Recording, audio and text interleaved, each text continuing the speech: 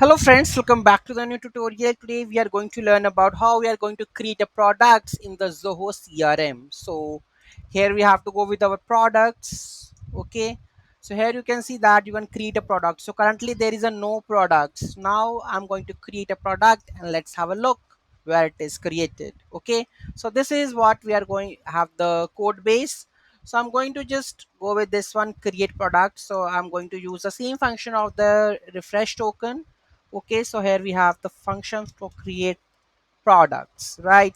So let's comment the rest of the things and let's move for creating the product section. Okay, create products. If I just go and hit this, right, so here you can see note this and the product created successfully. And if I just go and reload this, so here we have the products. Okay, motivational coach, product code, and everything.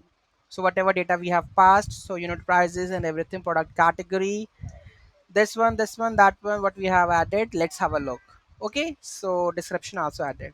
Let's see how we are going to create that one. Okay, so here we have the function that is create product. Ss token is very important to for the authorization process. Product name, product code, unit price, description, product category.